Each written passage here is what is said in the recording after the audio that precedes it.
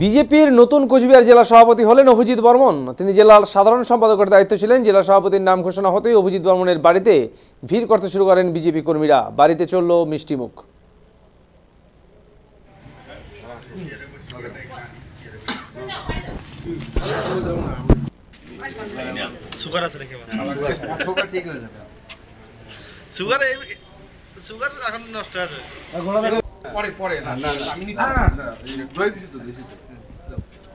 অভিজিৎ বর্মন বলেন, কোচবিহার জেলায় আগামী বিধানসভা নির্বাচনে ভালো ফল করবে বিজেপি।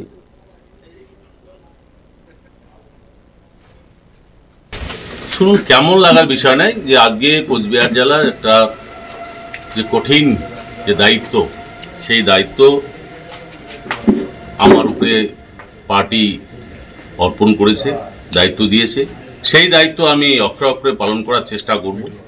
সেই সঙ্গে যে কোচবিহার জেলার যেটা সংগঠন, যে আগামী দিনে সেই সংগঠনকে একদম বুস্তর থেকে শুরু করে বুথ, মণ্ডল এবং জেলা যে শক্তিশালী যাতে আমরা সংগঠন তৈরি করতে পারি, সেদিকে আমি সচেষ্ট থাকব। এবং আগামী দিনে যে 2026-এর লড়াই, সেই লড়াই আমরা করে যে কোচবিহার জেলা যে আমাদের সাংগঠনিক যে 8টি বিধানসভা, আমরা কোচবিহার জেলা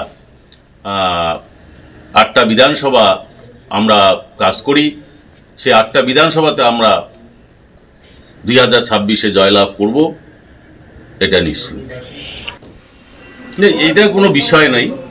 খারাপ তো অনেক জায়গায় হয়েছে, সেটা খারাপের জন্য সরিয়ে দিয়েছে। কারণ হচ্ছে উনি যেটা একদিকে উনি এমএলএ, উত্তর বিধানসভার বিধায়ক উনি, আরেকদিকে জেলা সভাপতি, দুটো দায়িত্ব সামলানো খুব কঠিন ব্যাপার।